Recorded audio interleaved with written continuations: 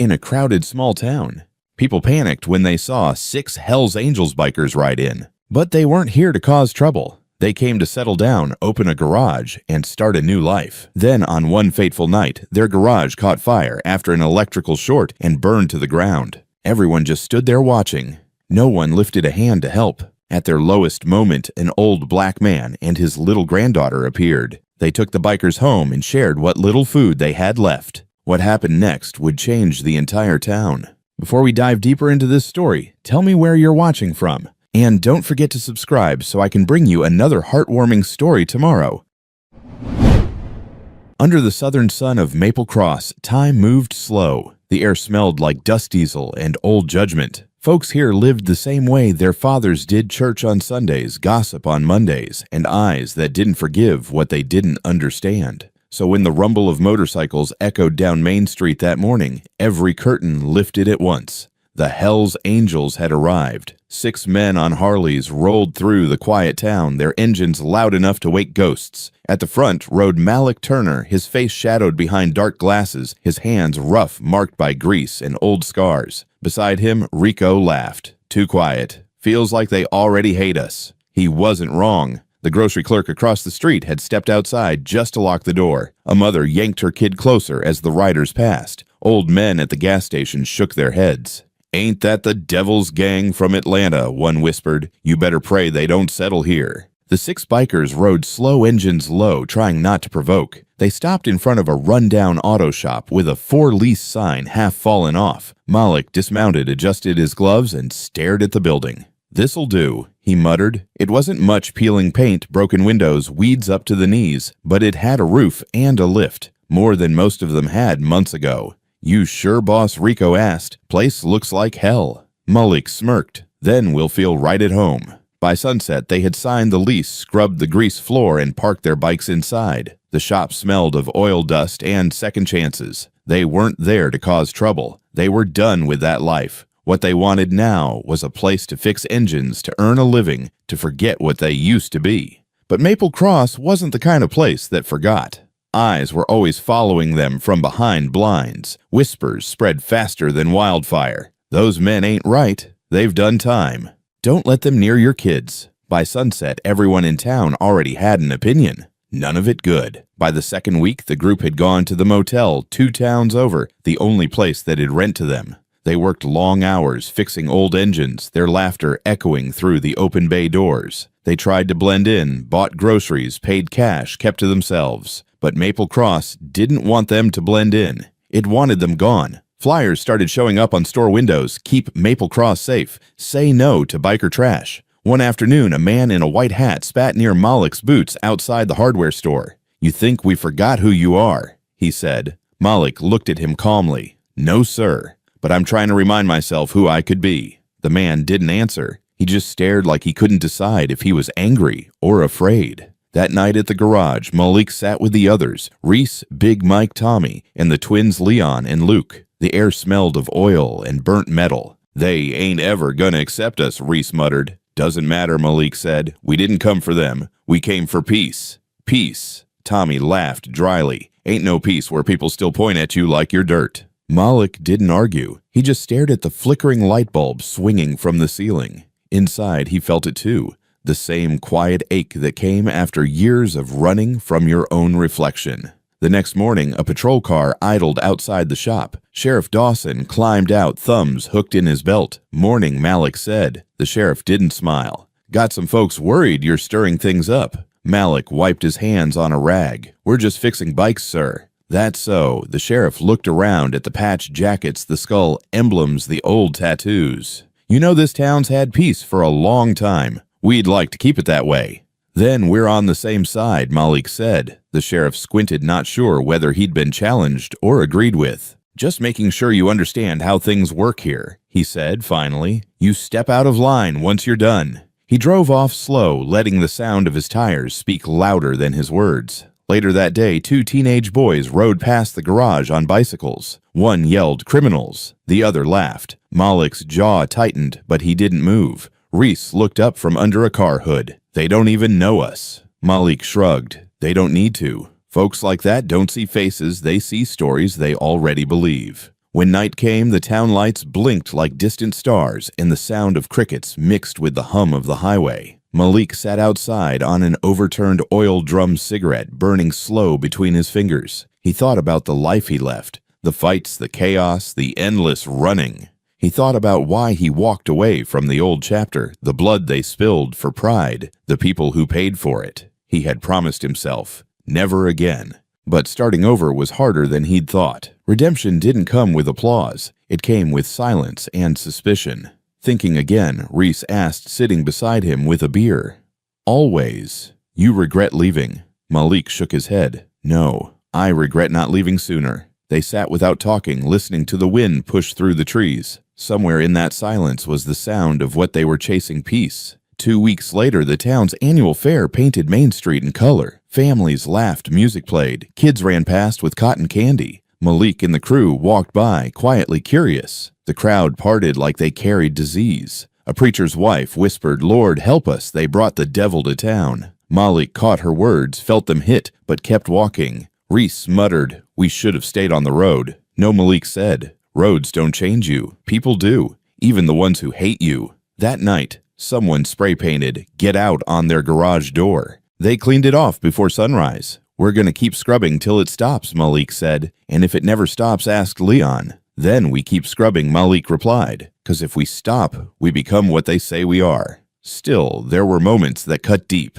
At the grocery store, a mother pulled her child away when Malik reached for the same shelf. At the gas station, the clerk pretended not to see them. The town didn't just reject them, it erased them. But Malik didn't fight back. Every day he told the others the same thing. Let time do the talking. In the middle of that slow exile, there were small kindnesses. An old stray dog started sleeping near the garage door. They named him Diesel. Tommy fed him leftovers every night. "He's just like us," Reese said. "Nobody wants him till they need something fixed." They laughed, but the laughter was soft, careful, like a language they hadn't spoken in years. Things just keep going like that. One evening, Malik drove out past the cotton fields, chasing the horizon just to feel free. The road stretched empty, the sky red like rust. He thought about what forgiveness really meant. Maybe it wasn't the town that needed to forgive them. Maybe it was them forgiving the world for never believing people could change. When he returned, Reese was waiting at the door. Another flyer went up, he said, handing it over. "Petition to remove Hell's Angels from Maple Cross, 100 signatures, maybe more." Malik read it, folded it once, tossed it into a trash can. "They can sign all they want. We ain't leaving." That night, he gathered the crew inside the dim garage. "Listen," he said, voice low but steady. "We left behind everything that made us monsters. We don't prove them wrong by talking. We prove them wrong by lasting." They nodded. No one spoke after that. By the end of the month, the shop started taking small jobs, changing tires, fixing lawnmowers, tuning up old trucks. A few brave souls came by, mostly strangers passing through. The locals watched from a distance. For every dollar they earned, for every polite thank you they gave, they built a tiny bridge across the gap between fear and trust. But sometimes the universe has a way of testing just how much you can take before you break. 3 weeks later, he would stand in this exact spot and watch that belief turn to ash.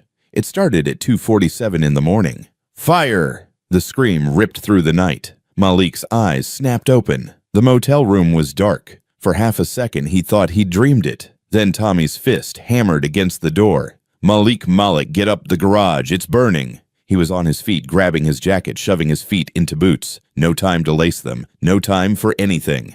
Outside, the others were already running to their bikes. Luke's face was white in the parking lot lights. Jake was already on his Harley engine, roaring. "How bad?" Malik shouted. "Real bad." They rode like hell was chasing them. 2 towns blurred into one. Streetlights streaked past. The wind bit cold against Malik's face, but he didn't feel it. His heart was pounding too hard. Then he saw it. Orange flames punching into the black sky. Smoke rolling thick and dark, blotting out the stars. "No."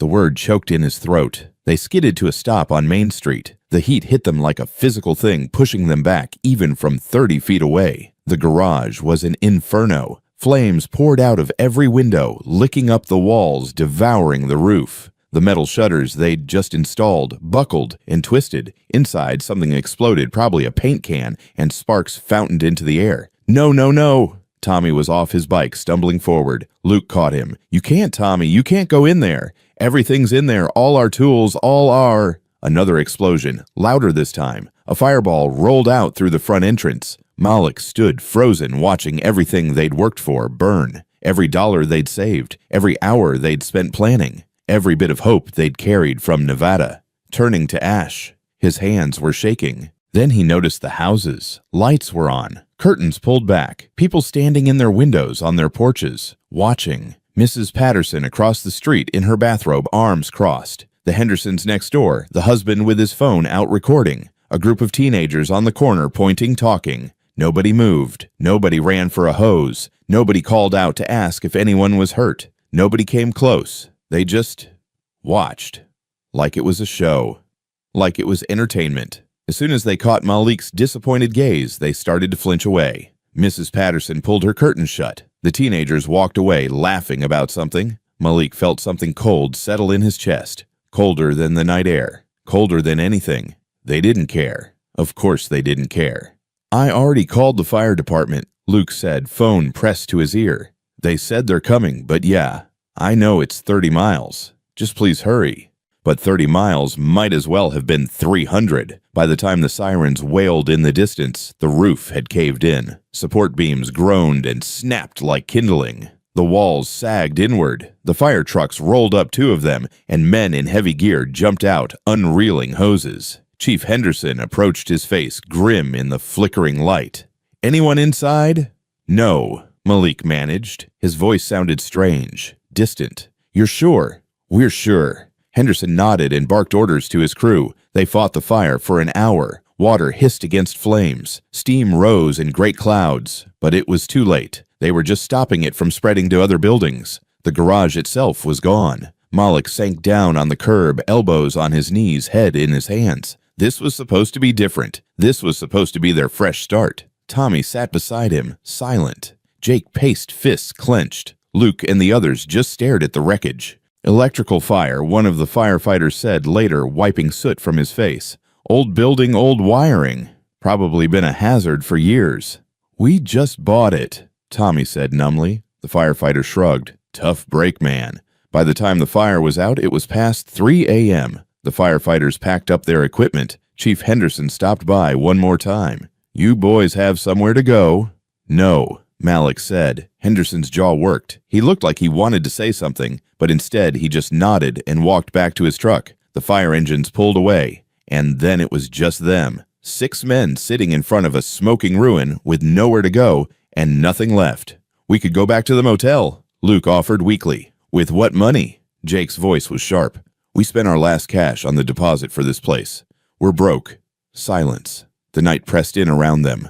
Cold, dark, empty. "We got nothing left," Leon said. "We got the bikes," Malik answered. "We got each other." "We got no roof," Tommy said. "No food. We'll figure it out," Malik said. His voice was calm, but inside it felt like something breaking.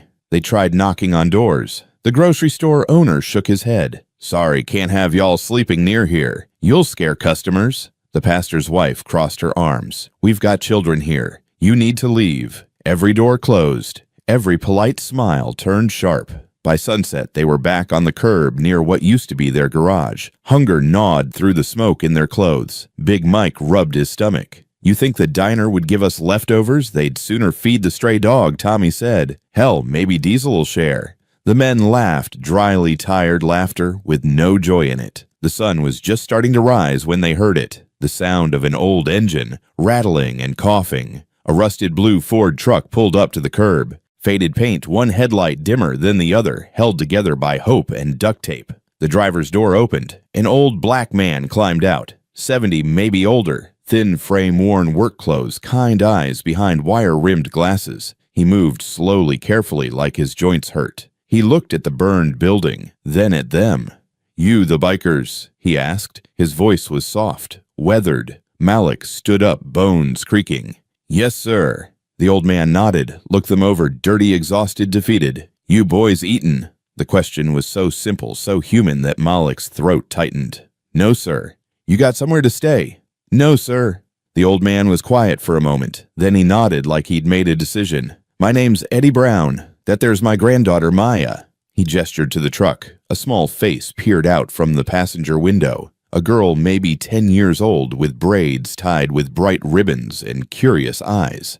"You can't stay here," Eddie continued. "And you look like you could use a meal and a place to rest. My house isn't much, but it's got a roof and running water. You're welcome to it." The 6 of them stared. Malik's brain felt slow, like it couldn't process what was happening. "Sir," he managed, "you don't know us." "No, I don't. People in this town, they think we're dangerous." "Are you?" "No, sir." Eddie smiled, small and sad. "Then I guess people are wrong." From the truck, Maya called out, "Grandpa, are they coming?" "If they want a baby girl." She looked at them without fear. Just looked like they were people. Just people. "You can follow us," she said, "but Grandpa's truck is slow, so don't go too fast." Something broke inside Malik. The kindness of it, the simple, illogical kindness. His eyes burned. He blinked hard. "We'd appreciate that, Mr. Brown. More than you know." Eddie nodded and climbed back into his truck. "Follow me then." The old Ford pulled away, exhaust sputtering. Malik looked at his crew. They looked back stunned. "Is this real?" Tommy whispered. "I don't know," Malik said, "but I'm not going to question it." They got on their bikes and followed the blue truck down Main Street. Behind her curtains, Mrs. Patterson watched them go. Her hand was already reaching for her phone. "Carol, you will not believe this. That old Eddie Brown just picked up those bikers, took them right to his house." She paused, listening. With little Maya there and everything. I know. That man's lost his mind." Across town at the hardware store, Mr. Brennan stood talking to Sheriff Dawson. "Heard Eddie pick them up," Brennan said, shaking his head. "Heard that too. Someone should talk to him, for his own good." Dawson sipped his coffee. "Eddie's a grown man. Makes his own choices. Stupid choices." Brennan spat into the dirt. "What's he thinking, those criminals and that old—" Well, he stopped himself, but barely. By noon, half the town knew. At the diner, voices dropped to whispers when Eddie's name came up. "I always knew he was different. What do you expect, he's one of them after all?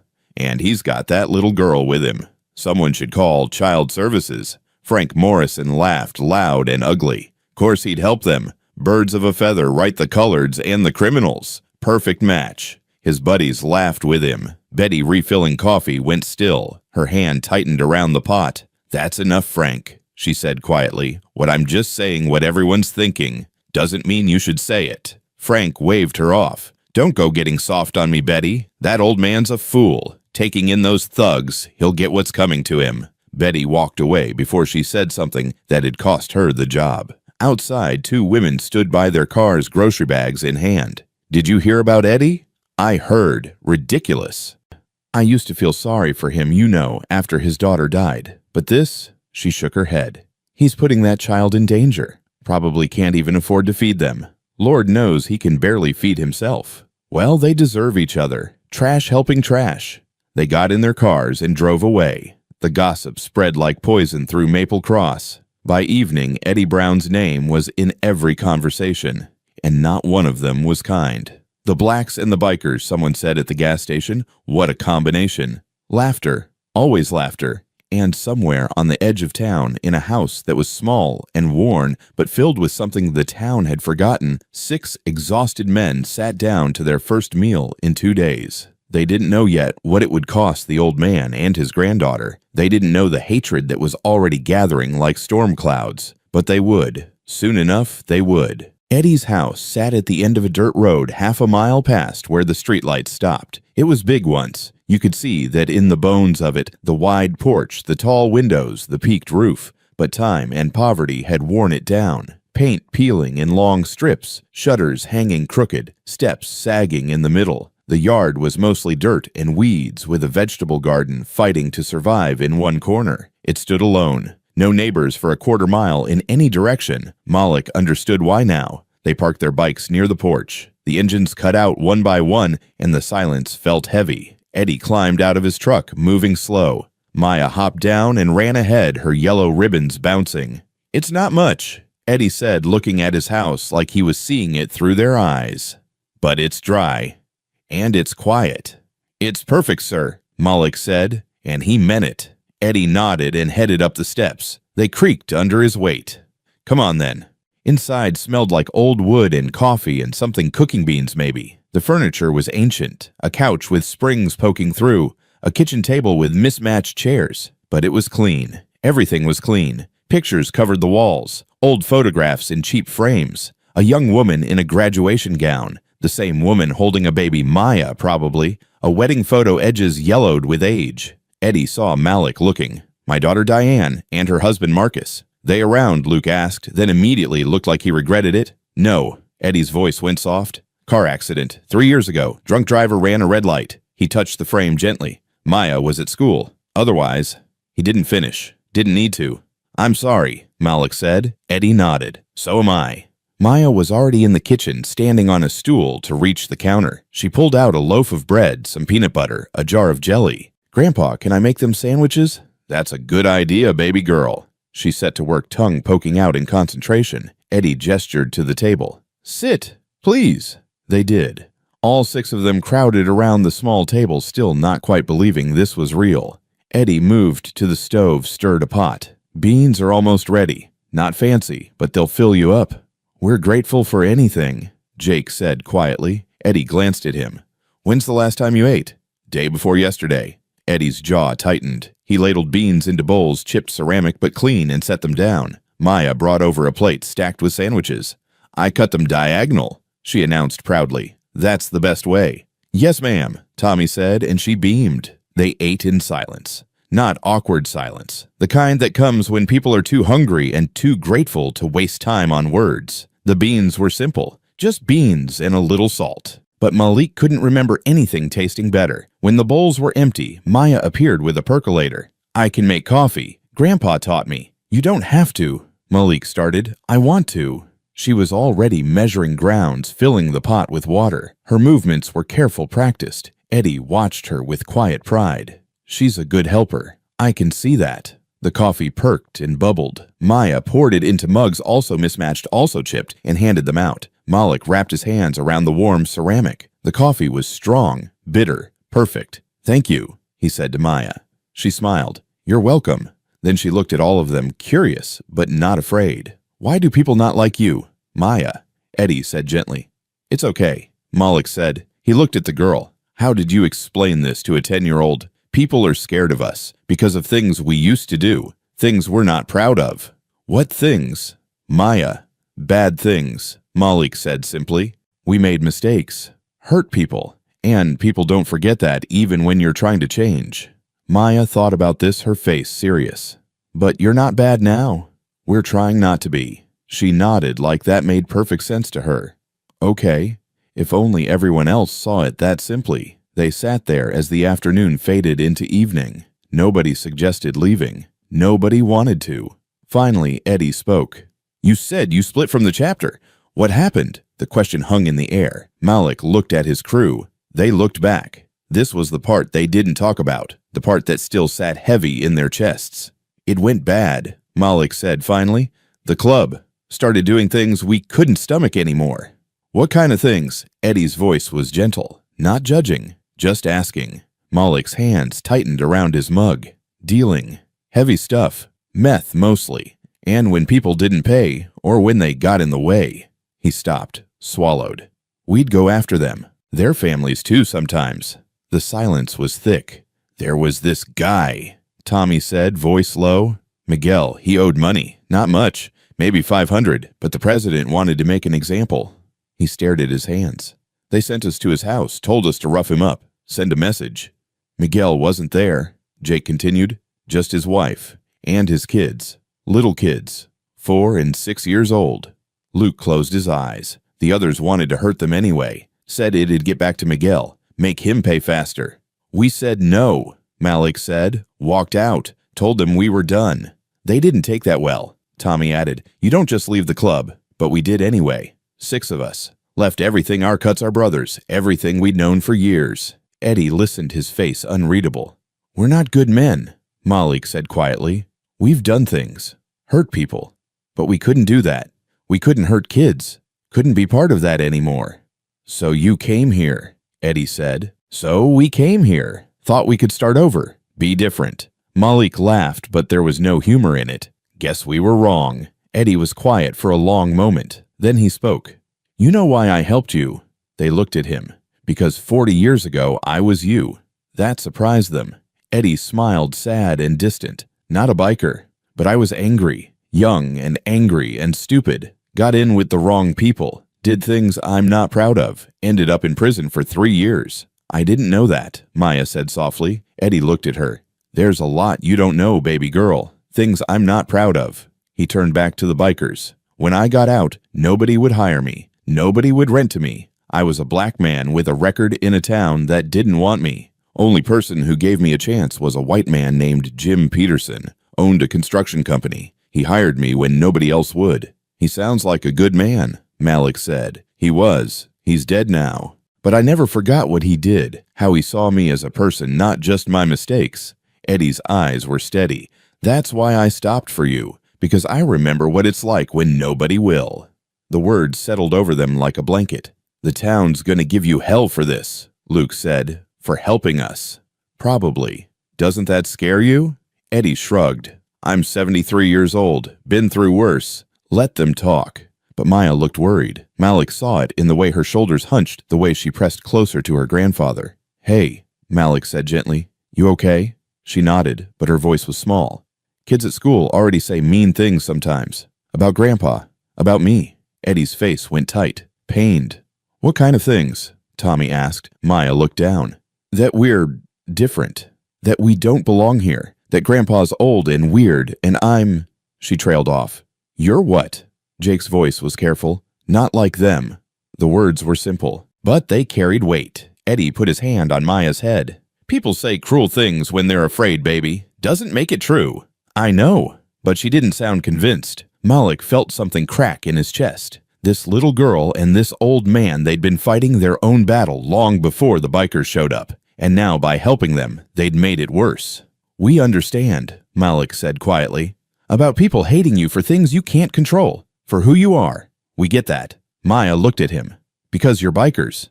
Yeah, because we're bikers. Because we made mistakes. Because people decided who we are before they ever met us. That's not fair. No, Malik agreed. It's not. They sat in silence, this strange group of outcasts, brought together by circumstance and kindness. You can stay here tonight, Eddie said finally. Maybe a few days until you figure things out. I got a spare room, used to be Diane's. And there's the attic. Not fancy, but it's more than we deserve, Malik said, voice rough. Thank you, sir. Really. Eddie nodded. Just be patient with Maya. She's been through a lot. Lost her parents, moved here to live with me. Kids aren't always kind to her. We'll be respectful, Jake promised. All of us. Maya yawned big and wide. Eddie smiled. Bedtime for you, young lady. But, Grandpa, no buts. School tomorrow. She groaned, but didn't argue. She looked at the bikers. Will you still be here in the morning? If your grandpa will have us, Malik said. Okay. She smiled. Good night. Good night, Maya. She ran off, footsteps light on the old floorboards. Eddie stood, joints creaking. I'll show you where you can sleep. They followed him through the house. He showed them Diane's old room, a double bed with a faded quilt. The attic accessible by a pull-down ladder with sleeping bags and old blankets stacked in the corner. It's not much, Eddie said again. It's everything, Malik said, and he meant it, because for the first time in days they weren't sleeping on the ground. They weren't cold. They weren't alone. They were for one night, at least somewhere that felt almost like home, even if they knew it couldn't last, even if they knew the town would make Eddie pay for his kindness. For tonight, it was enough. Malik woke to the smell of coffee and eggs. For a moment, he forgot where he was. Then it came back, Eddie's house. The spare room. A real bed. He sat up, joints protesting. Through the thin walls, he heard voices. Eddie and Maya in the kitchen. When he came downstairs, the others were already there. Eddie was at the stove, Maya setting the table. Morning, Eddie said. Eggs. You don't have to. I'm making them anyway. Sit. They sat. Eddie served scrambled eggs and toast. Simple food, but more than they'd had in days. Maya ate quickly, backpack already on. Grandpa, I'm gonna miss the bus. Go on then. Eddie kissed her forehead. Have a good day, baby girl. She waved at the bikers and ran out the door. They ate in comfortable silence. When they finished, Malik stood. Mr. Brown, we can't thank you enough. For everything. You don't have to. We do. Malik looked at his crew. They nodded. We're gonna head back to the garage. See what we can salvage. Start rebuilding. Eddie studied him. You sure about that? We have to. Can't stay here forever imposing on you. You're not imposing. Still. Malik extended his hand. Thank you, sir. Really? Eddie shook it. His grip was firm despite his age. You need anything, you know where I am. Yes, sir. They gathered their things and headed out to their bikes. The morning air was cool, clean. For the first time since the fire, Malik felt something like hope. They rode back to Main Street. By mid-morning, the phones were ringing. Carol, did you see them leave Eddie's house this morning? I saw. 6 of them, on those awful motorcycles. I knew it. He let them stay overnight. With Maya there, that man has lost his mind. At the hardware store, voices were rising. Eddie Brown's harboring criminals, Frank Morrison said, slamming his coffee cup down. In his house, where that little girl sleeps. Someone should have stopped him, Mr. Brennan muttered. But what do you expect? He's always been like that. Like what? You know, his kind. They stick together, don't they? The criminals and the... He didn't finish, but everyone knew what he meant. Frank snorted. Course he'd help them. Birds of a feather. That girl's in danger, Mrs. Patterson said, walking up to the counter. Those men are violent. Everyone knows what bikers do, and Eddie just opens his door like it's nothing. He's either stupid or he's in on it, someone said. In on what? Whatever they're planning. You think they came here to fix motorcycles, please? The conversation spread, each person adding their own anger, their own assumptions. At the church, Pastor Green fielded calls. Pastor, you need to do something about Eddie Brown. What would you like me to do? Talk to him. Tell him he's putting that child at risk. Those bikers are dangerous, and he's letting them into his home like their family. I don't think...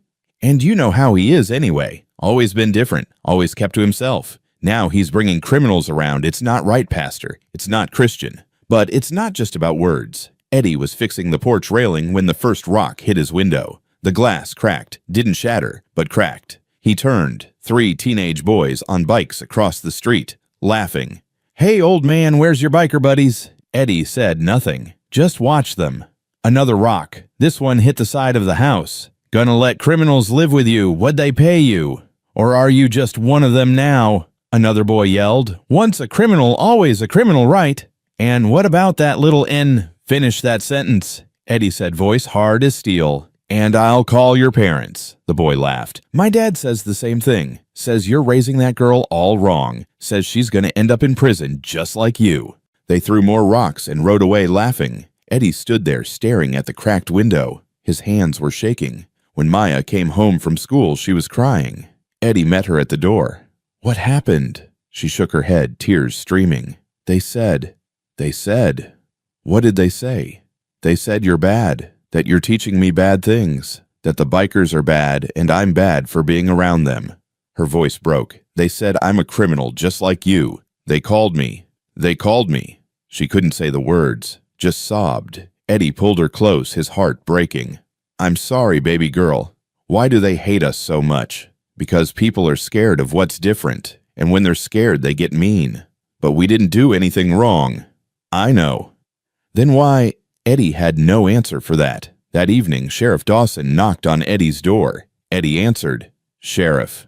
Eddie. Dawson took off his hat. Can I come in? Depends. You hear official or personal? Both, I guess.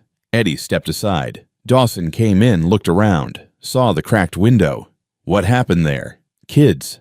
Kids don't just throw rocks for no reason, don't they? Eddie's voice was hard. Or maybe they learned it from their parents. Dawson sighed. Look, Eddie, people are talking. People are always talking. This is different. They're saying things about you, about Maya, about those men. Let them talk. They're saying you're getting paid to harbor criminals, that you're putting Maya in danger, that you're... He hesitated, teaching her the wrong things. Eddie's eyes went cold. The wrong things. Their words, not mine. But you're here saying them anyway.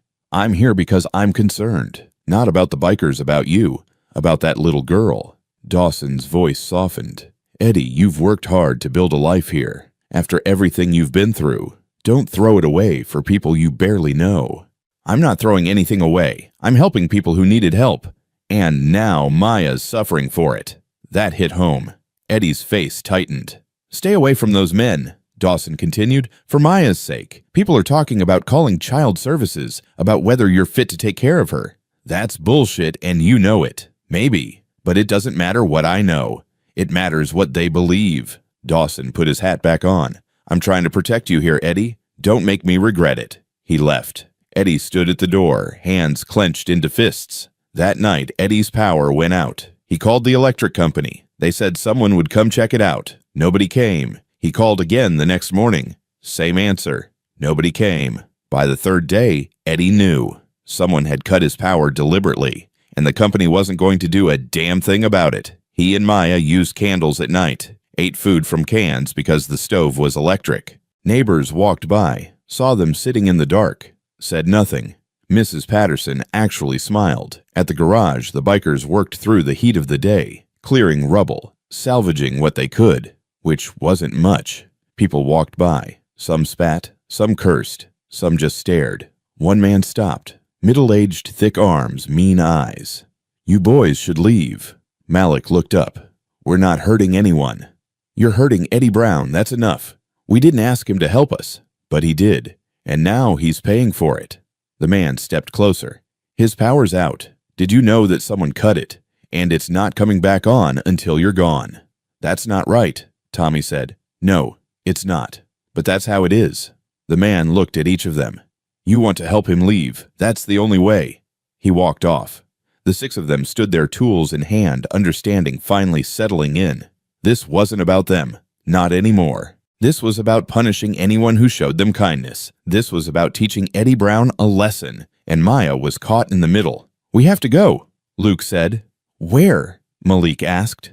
Voice hollow. Nobody answered, because there was nowhere. There was never anywhere. Just road and engines and the endless moving forward, never belonging, never welcomed, always outside, always alone. Malik threw his shovel down. It clattered against the concrete. Damn it. His voice cracked. We tried so hard to be different. But trying wasn't enough. It never was. 3 days after the power was cut, the night turned ugly. Eddie had just gotten Maya to bed. She'd been quiet all evening, barely touching her dinner. The darkness made everything worse, the shadows longer, the silence heavier. He sat on the porch with a flashlight trying to read. Couldn't focus. His mind kept circling back to the same thoughts. Maybe he should send Maya somewhere else, somewhere safe. Maybe his sister in Atlanta would take her for a while just until things cooled down. But that felt like surrender, like letting them win. The sound of an engine broke the silence. Eddie looked up. A truck, big loud, weaving slightly. It pulled into his driveway and stopped, headlights blazing. The driver's door opened. A man stepped out. Huge. Had to be 6'4", 260, most of it beer gut. He stumbled, caught himself on the truck door. Drunk. Eddie stood slowly. Can I help you? The man squinted at him. You, Eddie Brown. I am. Good. The man slammed the truck door and walked toward the porch. His steps were uneven, heavy. We got business, you and me. Eddie's hand tightened on the flashlight. I don't know you. Sure you do. Ray Carter. We go way back. Eddie searched his memory. Nothing. I don't think so. Yeah, well, I know you. Ray climbed the porch steps. Eddie caught the smell. Whiskey, sweat, something sour. You owe me money. I don't owe you anything. $500 from 3 years ago. I've never borrowed money from you. I don't even know you. Ray's face went dark. You calling me a liar? I'm saying you've got the wrong person. No. Ray stepped closer. Too close. I got the right person. You borrowed money and you never paid it back. And now you're living here nice and comfortable while I'm scraping by. Eddie's heart was pounding. This man was drunk and angry and looking for a fight, and Eddie was 73 years old. I think you should leave, Eddie said quietly. I think you should pay what you owe. I don't owe you anything. Ray's hand shot out, grabbed Eddie's shirt. Don't lie to me, old man. Eddie tried to pull away. Get your hands off me. Where's my money? I don't have your money. I've never... Ray shoved him. Hard. Eddie stumbled back, hit the porch railing. Pain shot through his lower back. You people are all the same. Ray's voice rose, slurring. Think you can just take what you want. Think the rules don't apply to you. I didn't take anything from you. Liar. Ray moved forward, fist raised. Inside, Maya woke to the shouting. She sat up in bed, heart racing. Grandpa's voice. And someone else. Someone angry. She crept to the window, looked out. A big man on the porch, grabbing Grandpa, pushing him. "No," she whispered. Ray hit Eddie across the face. The old man went down, blood on his lip. "That's what you get. That's what liars get." "Stop." Eddie raised his hands. "Please, just—" Ray kicked him in the ribs. Eddie gasped, curled up. "You're trash, always have been, coming into this town with your record thinking you're better than everyone." Ray kicked him again. "And now you're protecting those bikers, criminals protecting criminals. That's all you are." Maya was already moving. Down the stairs, out the back door. Her bare feet hit the dirt running. She came around the side of the house. "Leave him alone." Ray turned, saw her, smiled. "Well, look at this. The little—" "Don't," Eddie choked out. "Don't you dare. Or what, old man, you gonna stop me?" Ray laughed. "You can't even stand up." Maya ran. Not toward the house, she knew that wouldn't help. Toward the road. "Help!" she screamed into the darkness. "Someone help us!" Lights were on in the neighboring houses. She could see people in their windows, watching. She ran toward the nearest house, the Pattersons, pounded on the door. "Please, please help. He's hurting my grandpa."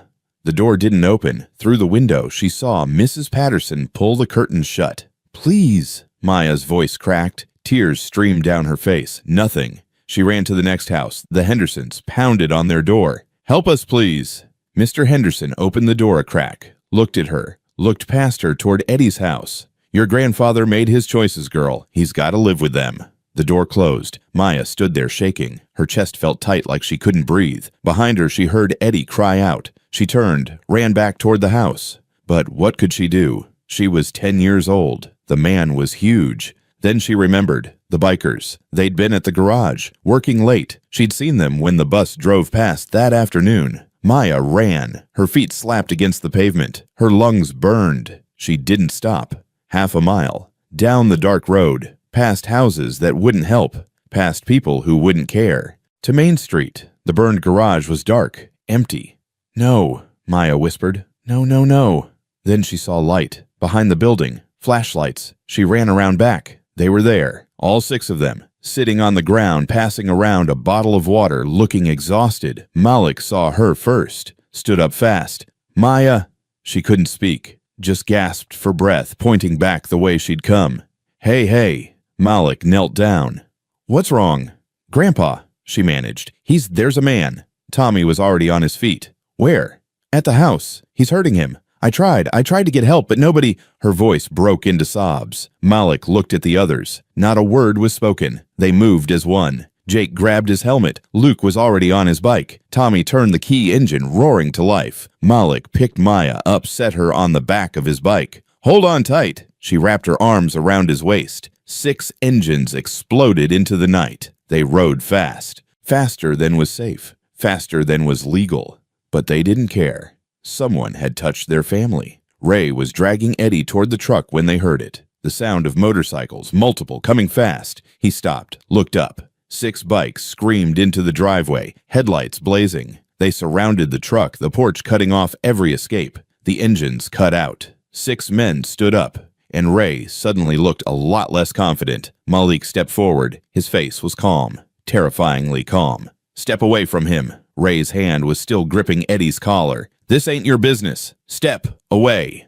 "Who the hell do you think you are?" Malik didn't answer, just walked forward. Ray let go of Eddie, backed up. "I'll kick your ass too, biker boy. Don't think I won't." "Try." Ray swung. Malik stepped inside. The punch caught Ray's arm and drove his fist straight into the man's solar plexus. Ray folded. The air went out of him in a whoosh. Malik hit him once more. Clean, right on the jaw. Ray went down like a felled tree. Didn't move. The whole thing took maybe 3 seconds. Tommy and Luke were already at Eddie's side. The old man was bleeding from his mouth, holding his ribs, breathing shallow. "Mr. Brown," Tommy said. "Can you hear me?" Eddie nodded. "Maya, she's safe. She's right here." Maya jumped off Malik's bike and ran to her grandfather. "Grandpa."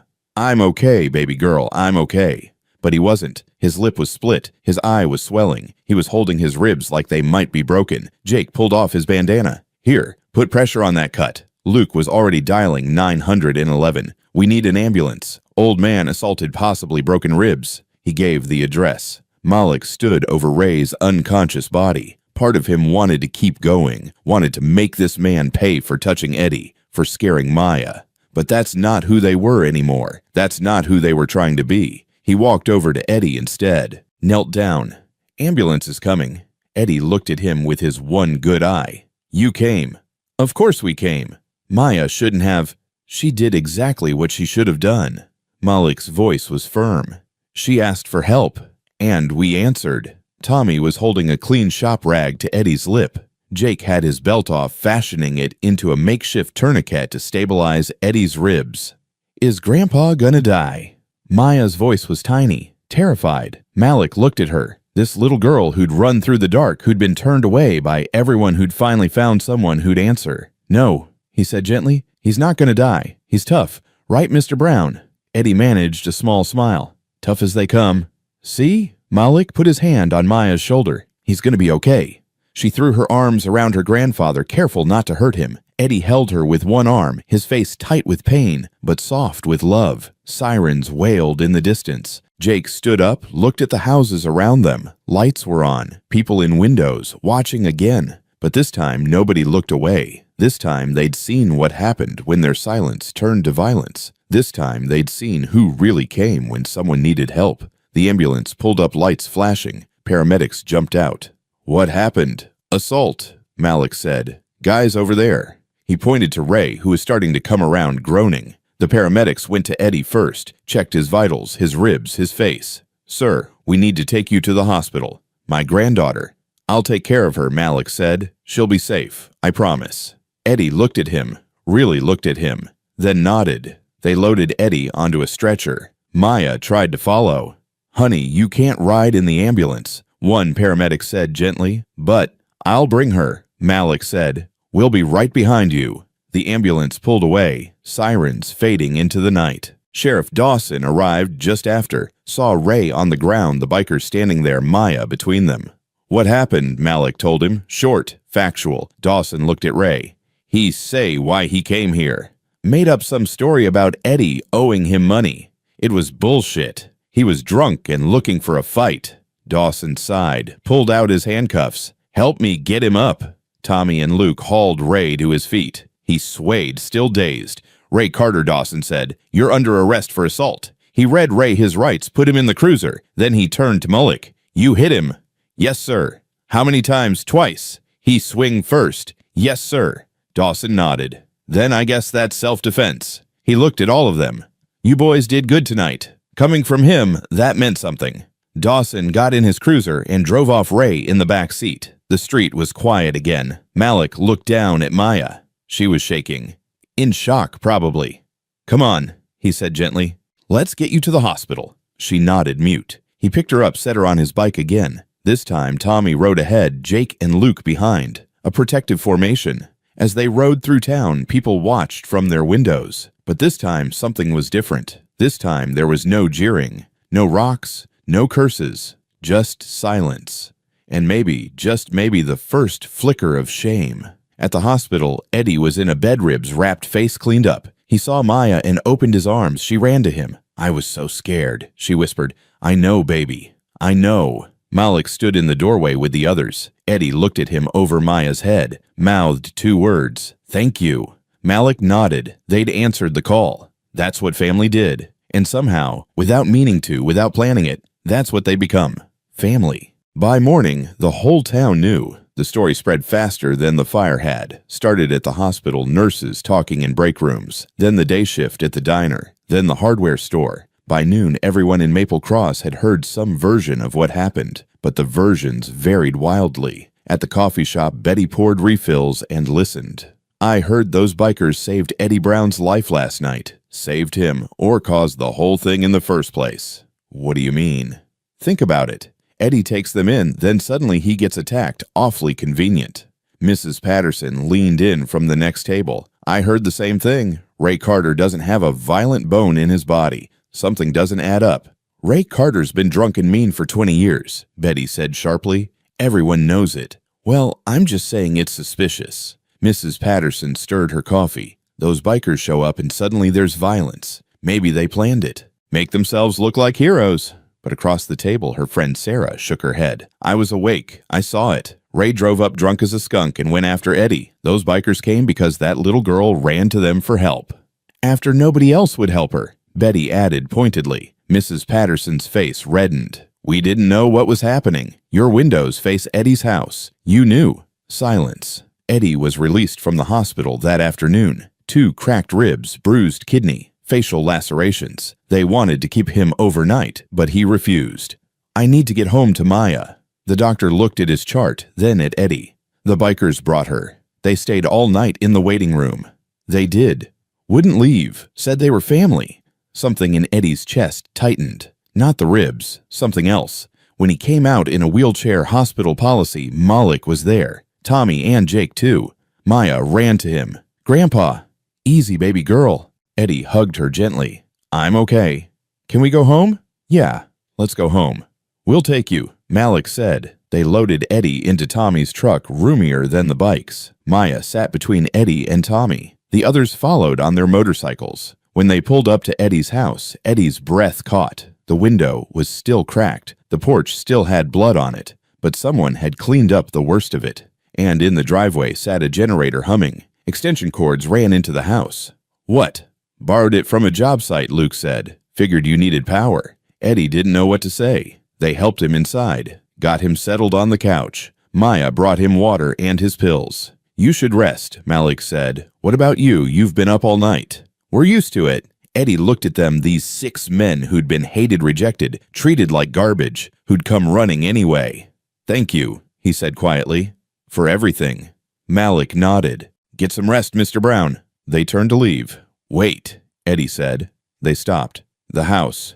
It's a mess. The window, the porch. I can't fix it. Not like this. We'll take care of it, Jake said. I can't pay you. We're not asking to be paid. Eddie's eyes burned. Why are you doing this? Malik looked at him. Because you did it for us first. They came back the next morning with tools. Word spread fast. By 9 a.m., people were slowing their cars, watching from across the street. The bikers replaced the cracked window, scrubbed the blood off the porch, fixed the railing Eddie had been working on when Ray attacked. Tommy was on a ladder patching a hole in the roof. Luke rewired the porch light that hadn't worked in months. Jake and the others repainted the front of the house where the paint had peeled worst. They worked through the heat of the day, shirts soaked with sweat, not talking much, just working. At noon, Betty from the diner walked up. She carried a cooler. Thought you boys might be thirsty. Malik looked at her surprised. She opened the cooler. Cold bottles of water. Sandwiches wrapped in paper. It's not much, she said, but it's something. Thank you, ma'am. She nodded, started to leave, then stopped. What you did last night, that took guts. Coming when nobody else would. We just did what needed doing. Yeah, well, Betty's voice cracked slightly. Maybe more people should do what needs doing. She walked away. Tommy stared at the sandwiches. Did that just happen? I think it did, Luke said. An hour later, a truck pulled up. A man got out 40-something work boots, John Deere cap. He walked over to where Malik was sanding the porch railing. You need help. Malik stopped, looked at him. What? I'm a carpenter. I see you're trying to fix that railing. You're doing it wrong. No offense. None taken. The man, his name was Robert, grabbed a tool from his truck. Here, let me show you. He worked alongside them for 2 hours. Didn't say much, but he stayed. When he left, he nodded to Malik. You did a good thing last night. That was all. But it was something. Not everyone was convinced. As the bikers worked, Frank Morrison walked by, stopped, stared. This doesn't change anything, he called out. One good deed doesn't erase what you are. Malik kept sanding. Didn't look up. You hear me? You're still criminals. Still dangerous. Frank, move along, someone said. Mrs. Henderson, of all people. Let them work. You defending them now. I'm saying they're fixing an old man's house after he got attacked. There's nothing wrong with that. Frank spat on the ground and walked away. But Mrs. Henderson stayed, watched them work. Finally, she approached. My husband and I, we didn't help last night. When Maya came to our door, Malik looked at her. We should have, she continued. We were scared of getting involved, of you. She swallowed. I'm sorry. Tell that to Maya, Malik said quietly. Not me. Mrs. Henderson nodded. Her eyes were wet. I will. By evening, the house looked different. New window, fixed porch, fresh paint on the front, the yard raked clean. Eddie stood in the doorway, leaning on Maya for support. He stared at his house like he was seeing it for the first time.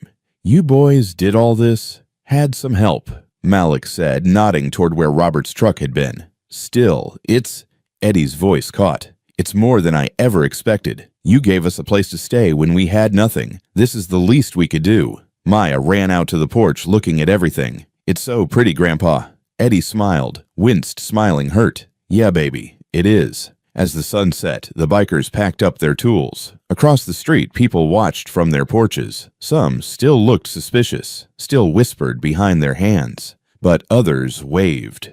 Small gestures, barely there. But there. "They're coming around," Jake said quietly. "Some of them," Malik corrected. "Not all. Some's better than none." "Yeah," Malik agreed. "It is." That night, the diner was full. The conversation had shifted. Not completely, but slightly. "Did you see what they did to Eddie's house?" "Fixed it up real nice." "I still don't trust them," someone said. "Could be a con. Long game. For what Eddie's got nothing to steal." "I don't know, but something's off."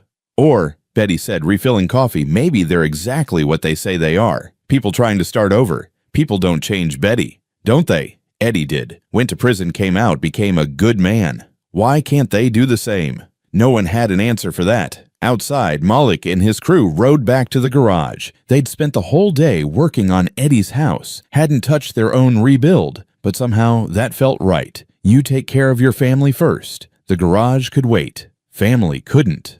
The weather turned 3 days later. The morning started normal enough, hot, humid, the kind of thick air that made breathing feel like work. But by noon, the sky had gone strange. Yellow-gray. Heavy. "Storm's coming," Eddie said from his porch. His ribs still hurt, but he could move around now. Maya looked up from her book. "A big one." "Feels like it." At the garage, the bikers felt it too. The air had that electric quality, like the world was holding its breath. "Radio says hurricane remnants," Tommy said, checking his phone. "Downgraded to a tropical storm, but still. Heavy rain, high winds." "How heavy?" Malik asked. 6 to 8 inches. Gusts up to 70 miles per hour. Luke looked at the burned garage, what was left of it. "This place won't stand up to that." "Nothing we can do about it now." Malik started securing what they could. "Just make sure everything's tied down." The wind picked up around 2 p.m. By 3, the rain started, not gradually. All at once, like someone had opened a faucet in the sky. Within an hour, Main Street was flooded. Water rushed down from the hills, overwhelming the storm drains. The old creek at the edge of town jumped its banks. The power went out at 4:30. All of Maple Cross went dark. The bikers were at Eddie's house when it got bad. They'd come to check on him, and Maya make sure they were secure. Eddie had insisted they stay. "Don't be stupid. You can't ride in this." Now they sat in Eddie's living room, listening to the wind scream. The house shook. Rain hammered the roof like bullets. Maya pressed close to her grandfather. "I'm scared." "It's just a storm, baby girl." But Eddie looked scared too.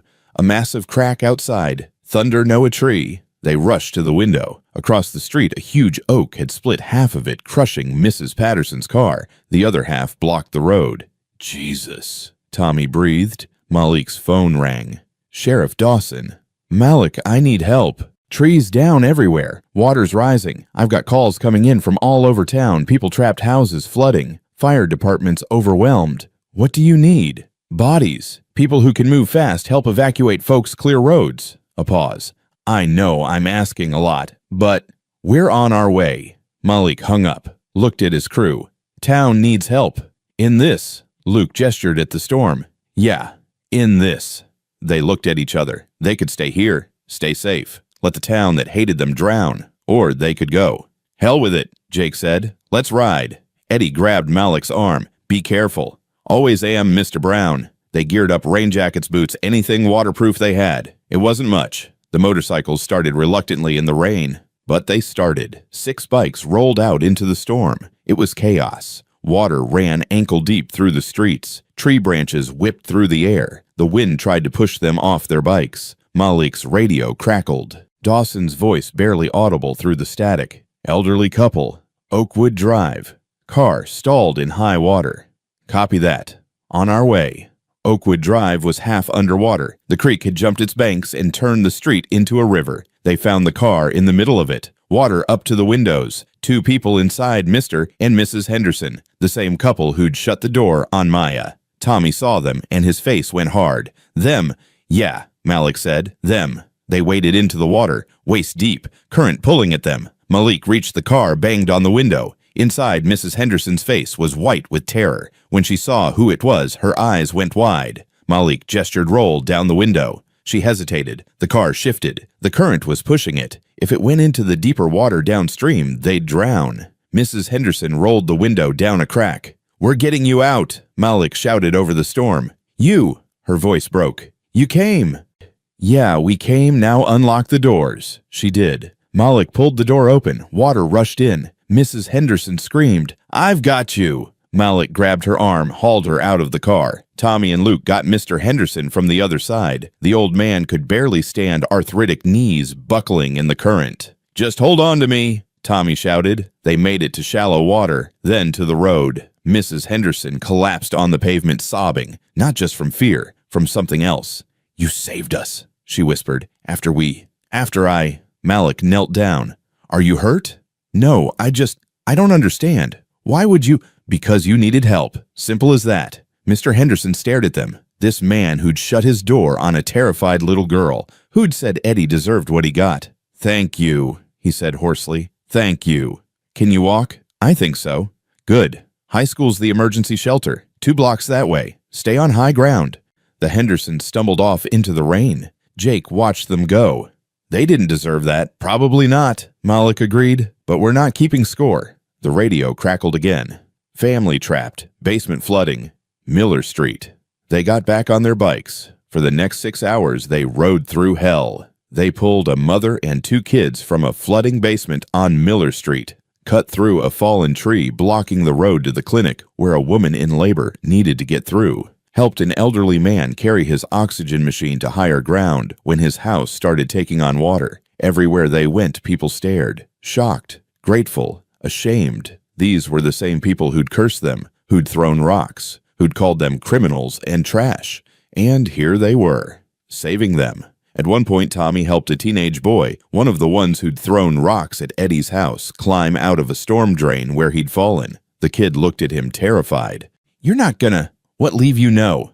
Tommy pulled him up. "You're an idiot for being out in this, but you're alive. Let's keep it that way." The kid nodded, tears mixing with rain. "Go home," Tommy said, "and maybe stop throwing rocks at old men's houses." The kid ran. Around midnight, the storm started to break. The rain lessened. The wind died down. The worst had passed. Malik and his crew gathered at the high school shelter, soaked, exhausted, covered in mud. Sheriff Dawson found them there. "You boys did good tonight. Real good. Just helped where we could," Malik said. "You saved lives. Multiple lives." Dawson looked at them differently now. "I owe you an apology. Hell, this whole town does. We're not looking for apologies, Sheriff. Maybe you should be." Inside the shelter, people were getting dry, getting food, getting warm. The Hendersons sat in the corner. When they saw the bikers come in, they stood up, walked over. "I need to say something, Mrs." Henderson said. Her voice shook. "When Maya came to our door that night, we turned her away, shut the door on a terrified child." Her husband's hands clenched at his sides. "We were wrong. So damn wrong. We were scared," she continued. "Scared of you. Scared of what people would think if we helped. But tonight," she looked at her husband, at the water still dripping from their clothes. "Tonight, you saved us. Without hesitation. Without asking for anything. You didn't deserve that kindness," Mr. Henderson said. "We didn't earn it, but you gave it anyway." Silence. "We're sorry," Mrs. Henderson whispered. "To you, to Eddie, to Maya. We're so sorry." Malik looked at them. These people who'd made Eddie's life hell, who'd made Maya cry. He should hate them, should tell them where to go, but he was too tired for hate. "Apology accepted," he said quietly. Mrs. Henderson's face crumpled. She covered her mouth, crying. Around the shelter, others were watching, listening. Some looked ashamed, some looked thoughtful, some, like Frank Morrison in the corner, still looked angry. But even Frank didn't say anything. Not tonight. Dawn came gray and wet. The town was a mess. Fallen trees everywhere, flooding in the low areas, power still out. But people were alive, and that was what mattered. The bikers rode back to the garage as the sun came up. What was left of their building had taken more damage. Part of the back wall had collapsed. Everything was soaked. "Well," Luke said, "at least it can't get much worse." Tommy laughed. Couldn't help it. "You always say that, and it always does." But this time, it felt different. This time, they'd proven something. Not to the town, to themselves. They weren't who they used to be. They weren't who this town thought they were. They were who they chose to be. And they'd chosen to help. Even when it was hard. Even when it hurt. Even when the people they saved didn't deserve it. Malik looked at his crew, exhausted, filthy, running on fumes. "I'm proud of you," he said. "All of you." Jake smiled. "Not bad for a bunch of criminals, huh?" "Not bad at all." They sat there in the ruins of their garage as the sun broke through the clouds. And for the first time since they'd arrived in Maple Cross, the future didn't look quite so dark. The morning after the storm, Betty opened the diner at 6 a.m. like always. By 6:15, it was packed. People needed coffee, needed food, needed to talk about what had happened, but mostly they needed to talk about the bikers. "Did you see them last night riding through that storm like it was nothing? Pulled the Hendersons right out of the water. And that kid who fell in the storm drain, one of them saved him. Weren't they the same kids throwing rocks?" "Yeah, they were." Betty poured coffee and listened. This was different from before. The tone had shifted. Not completely, there were still skeptics, still people like Frank Morrison muttering in the corner about, "One good night doesn't change anything." But something had cracked, something fundamental. Mrs. Henderson came in around 8 looking exhausted. She sat at the counter. "Coffee, Helen?" Betty asked gently. "Please." Betty poured, waited. "I was wrong about them," Mrs. Henderson said finally. "We were all wrong. Not all of us." Betty glanced meaningfully at her. "You tried to tell us. Eddie tried to show us." Helen's hands shook around the mug. "But we didn't listen. We were so sure we knew who they were. And now I don't know anything anymore." She looked up. "Except that 6 men I called criminals saved my life last night. And I didn't deserve it." At the hardware store, Mr. Brennan unlocked the doors to find someone waiting. Malik. Brennan stiffened. Old habits. Then forced himself to relax. "Morning." "Morning, sir." Malik looked uncomfortable. "I know you said no credit before. I'm not here to ask again. But we need supplies. To rebuild. I was hoping we could work something out. Labor, maybe. I can do construction work, electrical." "How much do you need?" Brennan interrupted. Malik blinked. "Sir, how much in supplies?" I'd have to make a list. Few thousand, probably." Brennan nodded slowly, walked behind the counter, pulled out an order form. "Make your list. Take what you need. Pay me when you can." "Mr. Brennan, you saved half this town last night." Brennan's voice was gruff. "Least I can do is help you rebuild. No interest. Pay when the business is running." Malik stared at him. "Don't make me change my mind," Brennan said. "No, sir." "Thank you, sir." "Don't thank me. Just build something good. Prove me right for trusting you." "We will." Over the next week, things changed quietly. No big announcements, no town meetings, just small shifts. People nodded when the bikers rode past. Some waved. A few even stopped to talk. "Thank you for helping my sister during the storm. My son said you pulled him out of that drain. I owe you. If you boys need anything, you let me know."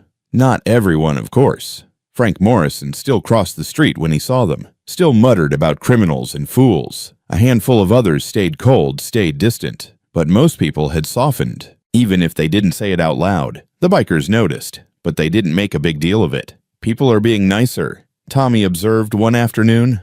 "Some people," Luke corrected. "It's more than before." "Yee." "It is." They kept their heads down, kept working, rebuilding the garage slowly with supplies from Brennan's and help from a few townspeople who volunteered their time. Robert the carpenter came back, brought a friend. Together they helped frame out new walls. "You boys know what you're doing?" Robert asked, watching Tommy measure a beam. "More or less." "Here, let me show you." They worked side by side, not saying much, but the silence was comfortable. Working silence, not hostile. When Robert left that evening, he clapped Malik on the shoulder. "You're all right." Simple words, but they meant everything. Eddie's ribs healed slowly. The bikers checked on him and Maya every day, brought groceries when Eddie couldn't drive, fixed things around the house that needed fixing. One evening, they stayed for dinner. Maya had insisted she'd learned to make spaghetti, and she wanted to show them. It was simple. jarred sauce, boxed pasta. But the 7 of them crowded around Eddie's small table, passing garlic bread and laughing at Jake's terrible jokes, and it felt like something Malik hadn't felt in years. Home. "This is really good, Maya," Tommy said. She beamed. "Grandpa helped." "Barely," Eddie said, smiling. "She did most of it." After dinner, Maya showed them her homework, a writing assignment, My Hero. She'd written about them. "My heroes are Malik, Tommy, Jake, Luke, and the others." She read aloud, hesitant.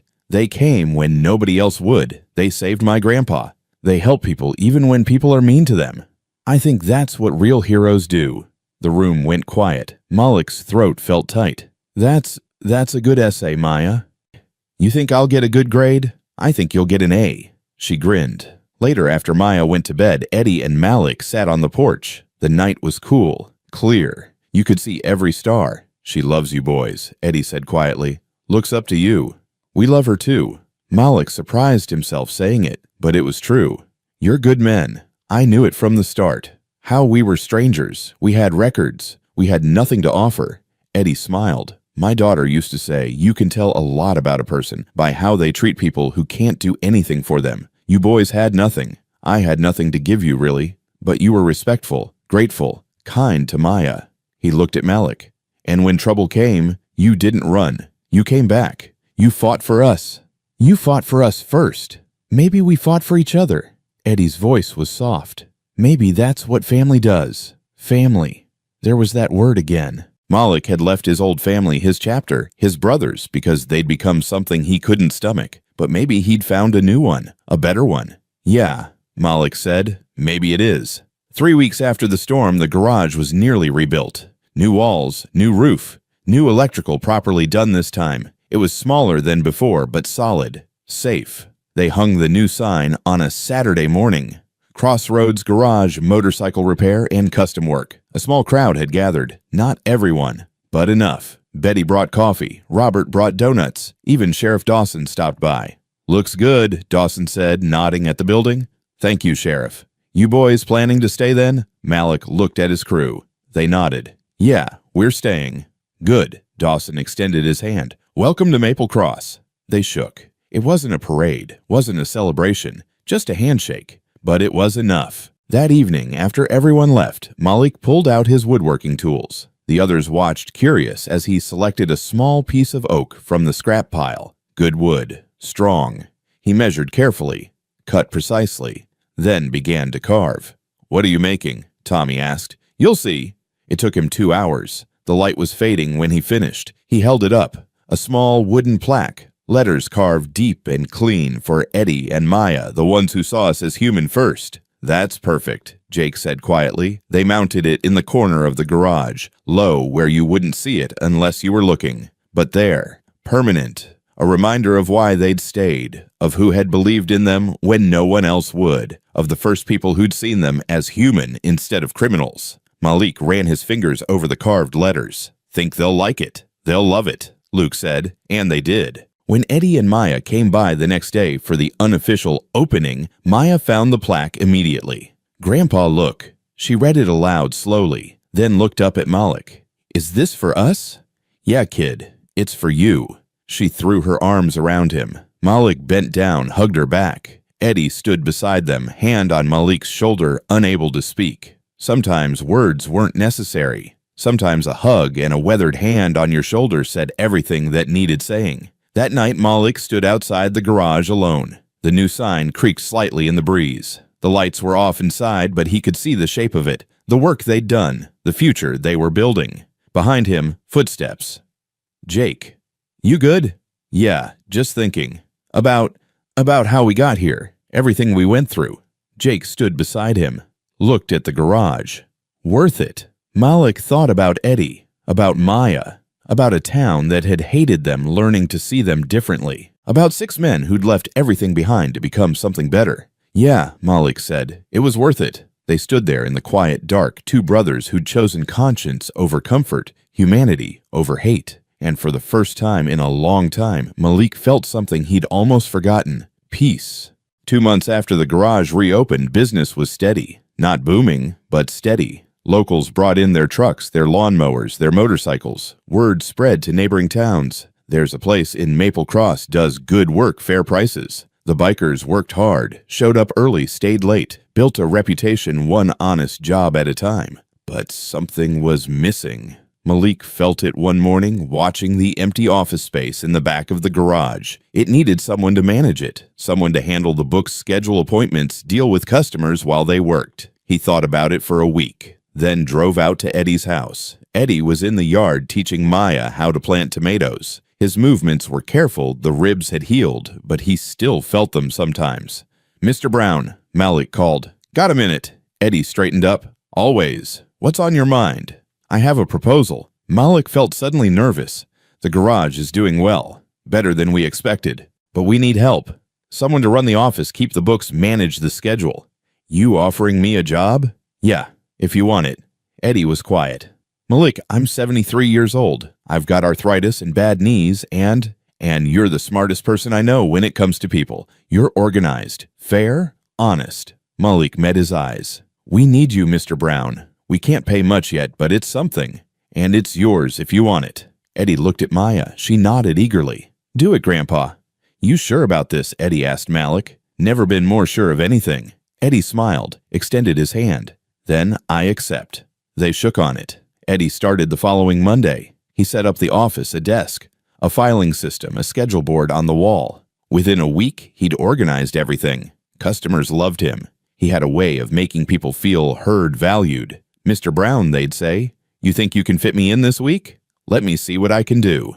And he always found a way. Business picked up, not just because of the work, because of Eddie. People trusted him. And by extension, they trusted the bikers. One afternoon, Betty from the diner stopped by with lunch. "Thought you boys might be hungry," she said, setting down a basket of sandwiches. "You didn't have to do that," Malik said. "I know," she smiled. "But Eddie mentioned you've been working through lunch all week. Can't have you starving." She left before they could thank her properly. "People are different now," Tommy observed, unwrapping a sandwich. "Yeah," Eddie said from his desk. "They are." "Why?" Eddie thought about it. "Because you gave them time. Time to see who you really are. Time to realize their fear was bigger than the threat."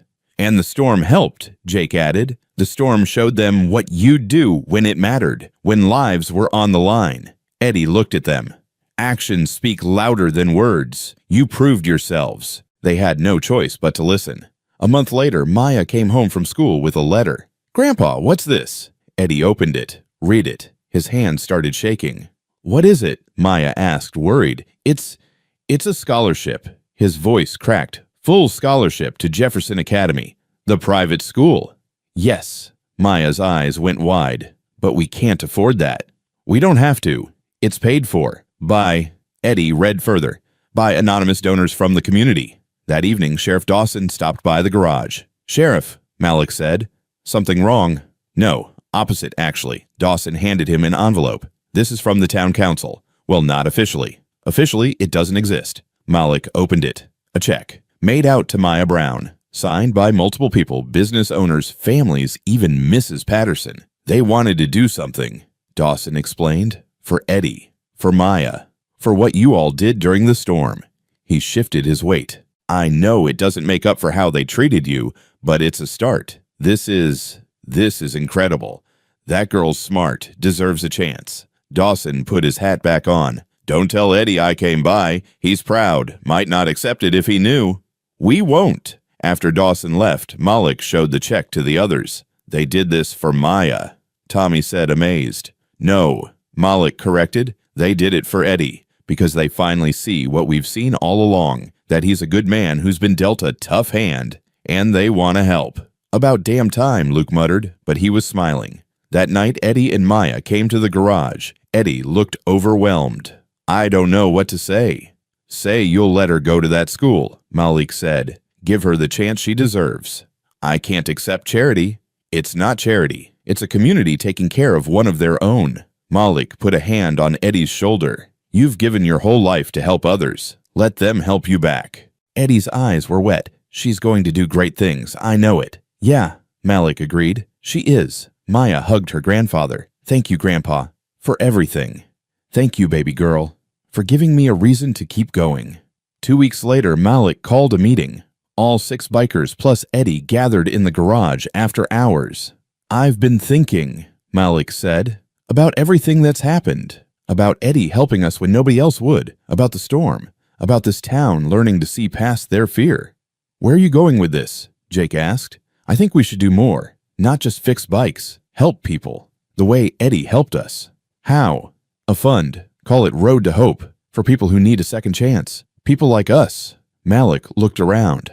"Old folks who need help. People escaping bad situations. Abuse victims. Anyone who's fallen through the cracks." The room was quiet. "That's a big commitment," Luke said slowly. "I know. And we're not exactly rich." "Not yet, but we're doing okay. We can afford to give a little, and maybe as we grow, we give more." Tommy nodded. "I like it. Feels right. We'd need structure," Eddie said, his mind already working. 501c3 status, a board, guidelines for who qualifies. "Can you help with that?" Malik asked. Eddie smiled. "I can try." They voted. Unanimous. Road to Hope was born. They started small. Helped Mrs. Wilson down the street repair her roof. She'd been living with a tarp for 6 months. Paid for Mr. Chen's medication when his insurance lapsed. Gave a young woman fleeing an abusive relationship money for a security deposit on an apartment 2 towns over. Word spread quietly. Not everyone knew it was the bikers behind it, but some did. And those people told others. "You know those bikers everyone was scared of? They're helping people. Real help." At the diner, the conversation shifted again. "Did you hear they paid for Sarah's apartment?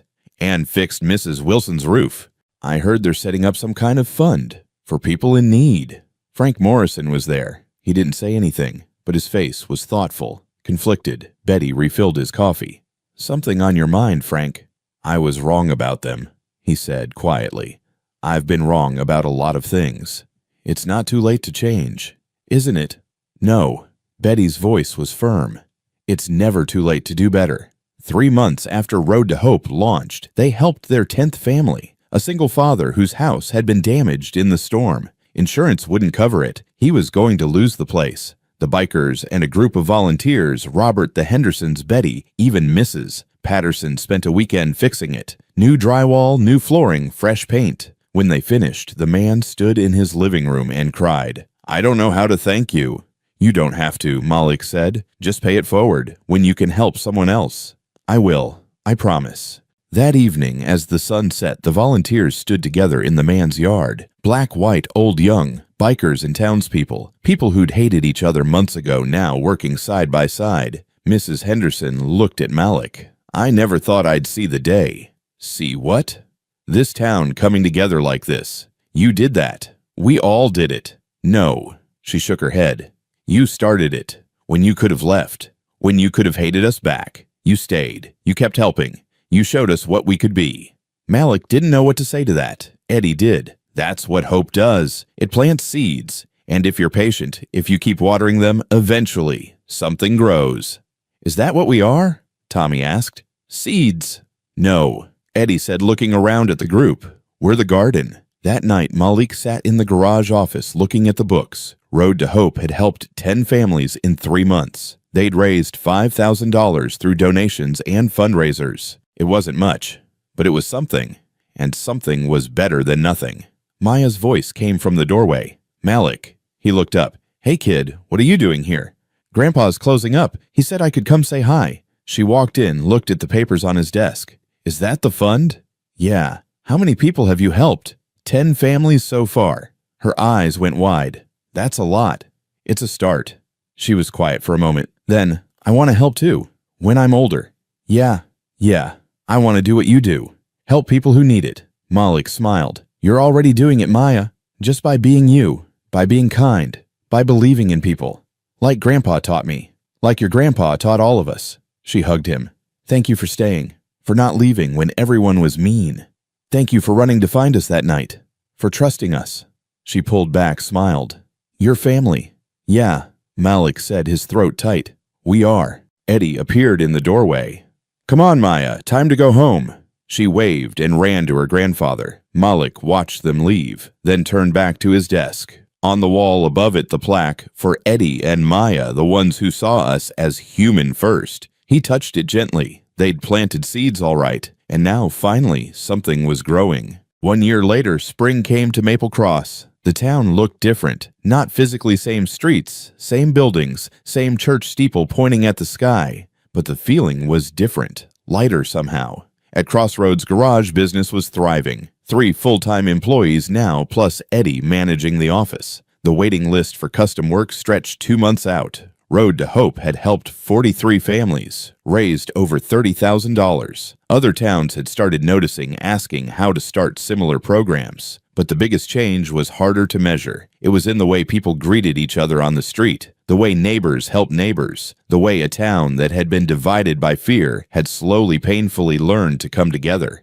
Not perfect, never perfect, but better, much better. The invitation came in March. Jefferson Academy's annual scholarship dinner and student speech competition. Maya had been selected as one of 5 students to present. Eddie held the invitation with shaking hands. She's going to speak in front of the whole school. She'll be great, Malik said. What if she's nervous? What if Mr. Brown? Malik smiled. She's your granddaughter. She'll be fine. Eddie wanted to believe that, but he was terrified anyway. The good kind of terrified, the proud kind. The night of the dinner, the school auditorium was packed. Eddie sat in the front row wearing his only suit, 40 years old, but clean and pressed. Beside him sat all 6 bikers, also in their best clothes, jeans and collared shirts mostly, but they'd tried. Behind them, half of Maple Cross had shown up. Betty, Robert, the Hendersons, Sheriff Dawson, even Mrs. Patterson, though she still looked uncomfortable sitting near the bikers. But she'd come. That was something. The program started with dinner, then awards, then speeches. Maya was the 4th speaker. When her name was called, Eddie's heart nearly stopped. She walked to the podium in her school uniform, looking so small up there, so young. But when she reached the microphone, something changed. Her shoulders straightened, her chin lifted. She looked out at the audience and smiled. My essay is called "Sometimes Heroes Ride Harleys," she began. Eddie's breath caught. When I was younger, Maya read her voice clear and steady. I thought I knew what heroes looked like. They wore capes, they had superpowers, they saved the world in movies. A few people in the audience chuckled softly. Then one night, I learned I was wrong. The room went quiet. A bad man came to our house. He hurt my grandfather. I ran for help, but door after door closed in my face. I was 10 years old, alone in the dark, and nobody would help me. Eddie felt tears burning his eyes. So I ran to the only place I had left, an old burned-out garage where 6 men were trying to rebuild their lives. Men the town called criminals. Men people said were dangerous. Maya looked up from her paper straight at the bikers. I told them what was happening, and you know what they did. They didn't ask questions. They didn't hesitate. They got on their motorcycles and they came. All of them. Because someone needed help, and that was enough. Her voice strengthened. They saved my grandfather's life that night. Then they stayed. When a hurricane hit our town, they rode through the storm rescuing people. When families needed help, they created a fund to support them. When the town that had rejected them needed them most, they answered. She paused, looking out at the audience. I used to think heroes looked a certain way, acted a certain way, came from certain places, but I was wrong. Heroes are people who do the right thing even when it's hard, even when nobody's watching, even when the people they're helping don't deserve it. Malik felt his throat tighten. My grandfather taught me that everyone deserves a second chance, that you judge people by their actions, not their past. That kindness is stronger than fear. Maya's voice wavered slightly. And 6 men on motorcycles proved it to an entire town. She looked directly at Eddie now. Sometimes heroes wear leather and ride Harleys. Sometimes they're an old man who opens his door when everyone else closes theirs. Sometimes they're both. And sometimes, if you're really lucky, they become your family. Eddie couldn't hold back anymore. Tears streamed down his face. So when you think about heroes, don't just think about people in movies or books. Think about the person who helps when it's not convenient, who stands up when others sit down, who sees people really sees them instead of just their mistakes. Maya folded her paper. Heroes ride Harleys. Heroes drive old pickup trucks. Heroes can be anyone brave enough to choose kindness over fear. And I'm grateful every single day that some of them chose to be part of my life. Thank you. The auditorium exploded in applause. People stood. The ovation went on and on. Malik watched Maya walk back to her seat, and for a moment he couldn't breathe. This little girl who'd run through the darkness a year ago had just stood in front of hundreds of people and defended them. honored them, called them family. Eddie was sobbing openly now, not caring who saw. Tommy had his head down, shoulders shaking. Jake wiped his eyes roughly. Even Luke, who never showed emotion, was blinking hard. Behind them, Mrs. Henderson was crying too. Betty had her hand over her mouth. Robert was clapping so hard his hands were red. Sheriff Dawson caught Malik's eye, nodded once. Respect. Maya found them after the ceremony. She was carrying a plaque, first place. "I won," she said breathless. Eddie pulled her into a hug.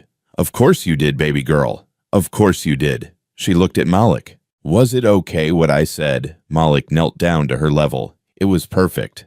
I meant every word." "I know you did. That's what made it perfect." She hugged him, then hugged each of the bikers in turn. People came up to congratulate her, to shake Eddie's hand, to nod awkwardly at the bikers, not quite sure what to say, but wanting to say something. "That was beautiful," Mrs. Henderson said to Maya. Then to Malik, "She's right, you know, about all of it. Thank you, ma'am. No, thank you, for not giving up on us. God knows we didn't deserve it." Later that night, back at the garage, the crew sat outside under the stars. They'd changed out of their good clothes, back to jeans and t-shirts, back to who they were. But somehow, everything felt different. "First place," Tommy said, still amazed. Maya took first place. "Did you hear that applause?" Luke shook his head. "Whole damn auditorium." "She's something special," Jake said. "Gets it from her grandfather," Malik added. They sat in comfortable silence for a while, just existing, just being. Finally, Malik stood. "Wait here." He went into the office, came back with something in his hand, a photograph, printed, framed simply. It was from that night, the night Maya had run to them. Tommy had taken it on his phone without thinking. Maya standing in the garage doorway, backlit by the streetlights, out of breath and terrified. The moment everything changed. Malik had kept it on his desk all year, looked at it when things got hard, when he doubted whether staying was the right choice. "This," he said, holding it up, "was the moment we stopped running." The others looked at the photo, remembered that night, the fear, the choice they'd made. "We could have ignored her," Malik continued. "Could have told her to go to the police, could have stayed out of it. But we didn't," Jake said. "No, we didn't." Malik looked at each of them. "We chose to be better than our past, to be more than what people expected, and it changed everything." "Changed us," Tommy said quietly. "Changed the town," Luke added. "Changed Maya's whole life," Jake finished. Malik set the photo down carefully. "Eddie once said we were planting seeds, that if we were patient, something would grow." "He was right," Tommy said. "Yeah, he was." Malik looked up at the stars. "We came here with nothing, no plan, no hope, just 6 guys trying to outrun their demons. And we found something better," Jake said. "We found a reason to stop running." The sound of an engine interrupted them. Eddie's old Ford pulling into the lot. Eddie got out, Maya beside him. They were still in their dress clothes. "Thought you'd be home by now," Malik called. "Couldn't sleep," Eddie said. "Too wound up. Figured you boys would still be here." Maya ran over, still clutching her plaque. "Can I hang this in the garage where everyone can see it?" "This is your garage too, kid. Hang it wherever you want." She beamed and ran inside. Eddie walked over, slowly lowered himself onto the bench beside Malik. "Hell of a speech your granddaughter gave," Malik said. "Hell of a speech," Eddie agreed. His voice was hoarse. "I've never been so proud, or so humbled. You raised her right. We raised her right." Eddie looked at all of them. "I couldn't have done this without you. Any of this. Works both ways, Mr. Brown." They sat together, this unlikely family. An old black man and 6 former bikers and a little girl who'd brought them all together. Maya came back out. "I hung it by the door, so everyone who comes in sees it first thing." "Perfect spot," Malik said. She climbed up on the bench between Eddie and Malik, leaned against her grandfather. "Are we going to be okay?" she asked sleepily. "All of us." Eddie kissed the top of her head. "Yeah, baby girl. We're going to be just fine." Malik looked at the garage, their garage, at the town beyond, sleeping peaceful under the stars, at this family they'd built from broken pieces. They'd come to Maple Cross looking for a second chance. They'd found something better. They'd found home. And sometimes that was enough. Sometimes that was everything. Join us to share meaningful stories by hitting the like and subscribe buttons. Don't forget to turn on the notification bell to start your day with profound lessons and heartfelt empathy.